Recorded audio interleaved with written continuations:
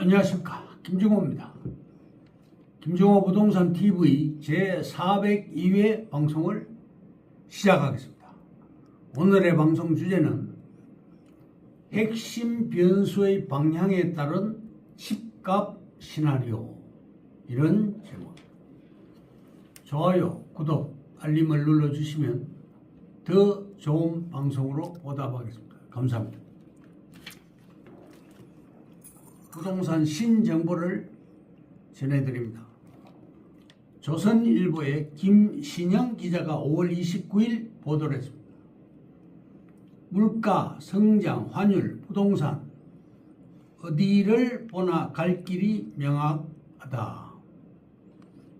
신현송 한국은행 총재가 금통위를 처음으로 주재를 했습니다.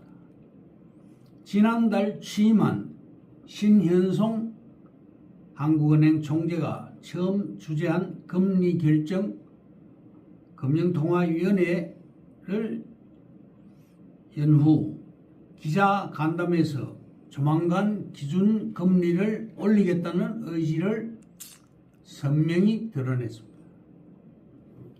미국 연방준비제도 이사회에서도 물가 상승률이 2%를 계속 웃돌 경우 금리 인상이 필요하다는 입장이었고, 미국 소비자 물가 상승률은 3.8%로 3년 만에 최고 수준을 기록했습니다. 최근 1,500원을 넘어서는 고환율에 대해서도 그는 가장 큰 원인은 중동 전쟁이라며 환율 쏠림에 대해서 한국은행은 단호하게 대처하겠다, 여러 수단과 의지가 있다는 점을 명확히 하고 싶다라고 말을 했습니다. 다음, 시사저널 길혜성 기자가 5월 27일 보도를 했습니다. 공급 감소에 세금 카드 만지작, 장특공 보유세 하반기 부동산 흔든다. 양도세 중과 유예 종료에 장특공 보유세 조정문 부상, 서울주택 인허가와 전월세 매물이 동시에 줄어든 상황에서 세제카드가 공백을 대신할 정책 수단으로 부각되는 분위기입니다. 부동산 빅데이터 아실에 따르면 서울 아파트 전세 매물은 올해 1월 1일 23,060건에서 지난 13일 16,768건으로 줄어들었습니다. 약 4개월 만에 6,292건이 감소했고, 월세 매물도 27.9% 줄었습니다. 국토교통부에 따르면 3월 서울의 주택 인허가 실적은 1,815가구로 전년 동월보다 75.3% 감소했고, 3월 누적 기준으로도 5,632가구에 그쳐 전년 동기 대비 62.4% 감소를 했습니다. 광운대 서진영 교수는 장특공을 줄인다고 매물이 바로 나오지 않는다. 양도세 부담이 커지면 매도를 미루거나 증여로 돌릴 수 있다라고 말을 했습니다. 다음, 재개발이 아니면 서울에 집이 없다. 1번, 노량진 뉴타운, 아이언 뉴타운 인기도가 상승하고 있습니다. 이곳의 아파트 입주권은 기본 20억입니다. 2번, 부동산 30년 만에 신촌 사업지가 최고의 물건이라고 저는 판단이 됩니다. 이곳은 시청에서 2.9km 거리이고 시청에서 동대문까지 거리도 약 3km 거리니까 가까운 거리라고 판단이 됩니다. 3번 서울 시내 빌라 한 채를 5억에 매입할 경우 재개발을 할 시에 분담금을 또 5억 정도를 추가로 부담해야 합니다. 4번 시청역에서 충정로역, 아현역, 이대암역 이렇게 세 번째 역이고 아현지구 다음 차례가 바로 신촌이라고 할 수가 있습니다. 그러니까 개발 대기 1순위인 셈입니다.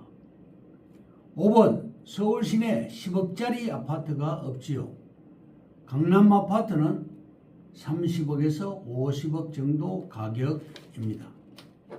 6번 서대문역에서 시청, 신설동역까지 전부 다 상업지고 이곳에는 주요 신문사, 보험회사, 대기업 본사들이 대부분 종로구와 중구, 광화문 일대에 있습니다. 시청 옆은 덕수궁, 경희궁, 서울시립미술관, KTNG 서대문 타워 등이 입주되어 있습니다. 충정로역 왼쪽이 바로 북아현입니다. 서대문역에서 충정로역, 아현역, 이대역까지가 북아현 뉴타운입니다. 아현지구 다음은 대기 1순위가 신촌 우리 사업지 일대입니다.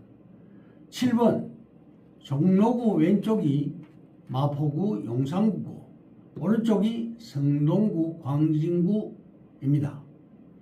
종로 라인에 붙어있는 서대문구 경희궁 자이 아파트 30평형 대 아파트가 30~40억 정도입니다.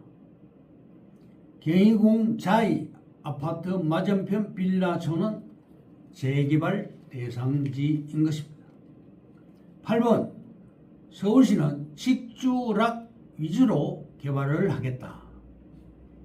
즉 직주락 중심의 복합 개발을 하겠다는 방침인 것입니다. 신촌역에서 500m, 이대역에서 500m가 중첩되는 지역이 바로 우리 신촌 사업지입니다. 9번 아파트를 분양하는 시행사가 신촌을 말하길 역세권이라서 좋고 백화점 옆이라서 또 병원 옆이라서 연대, 이대, 서강대 옆이라서 사놓으시라고 주장을 하고 있습니다. 경의중앙선이 지하로 들어갑니다. 서울시는 5년 안에 다 재개발하겠다라고 하고 있습니다. 신통법에 의거 빨리 개발하겠다. 1년에 2,000개씩 개발을 하겠다는 방침입니다. 노량진 뉴타운, 아현 뉴타운, 장위 뉴타운, 목동 1단지에서 14단지까지도 통합해서 25층 규모를 45층으로 종상향해서 굵직굵직하게 재개발 될 것입니다.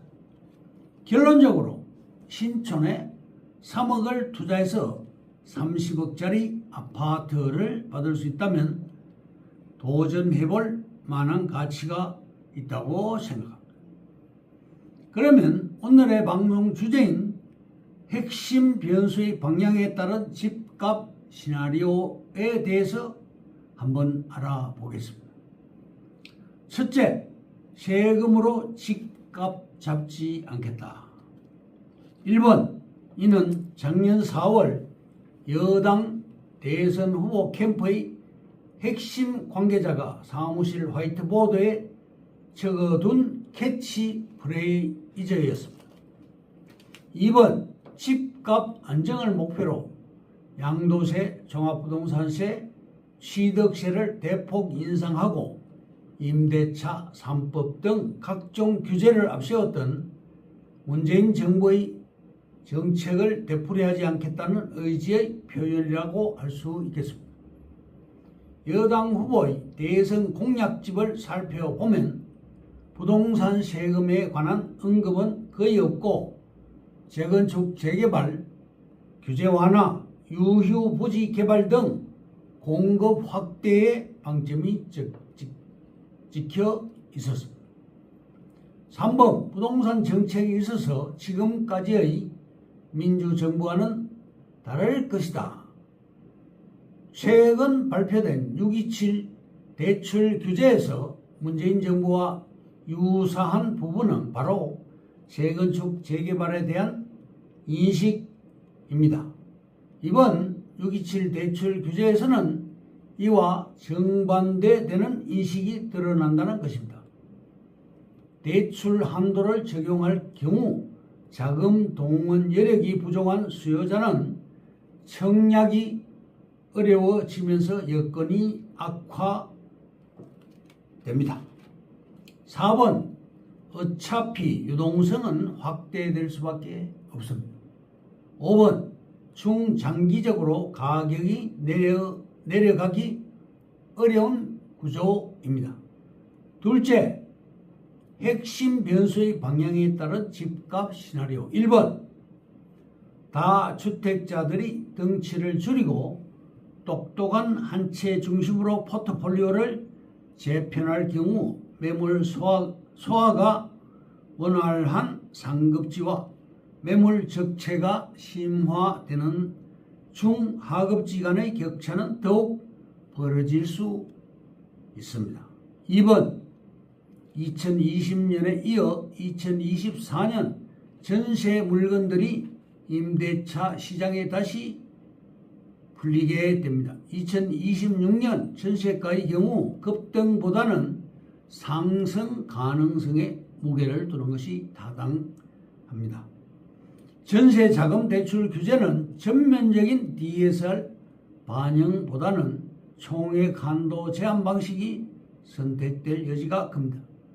3번 수도권 및 지방광역시 역시 충분히 높아진 전세가율과 더불어 보다 심화된 공급 감소를 맞이하여 상승의 시동을 걸 것으로 보입니다.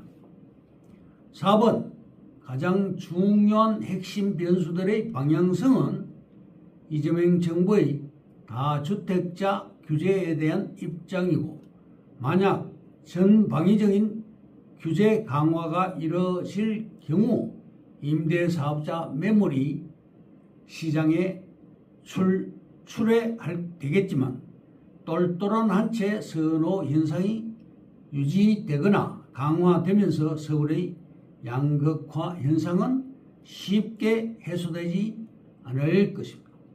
5번 양극화에 대한 의지가 있다면 다주택자 규제 완화가 선행되어야 하겠습니다. 현 정부의 능력과 정책 의지가 시험대에 오르게 될 것입니다. 그러면 이상으로 김종호 부동산 TV 제402회 방송을 마칩니다. 감사합니다. 김종호였습니다.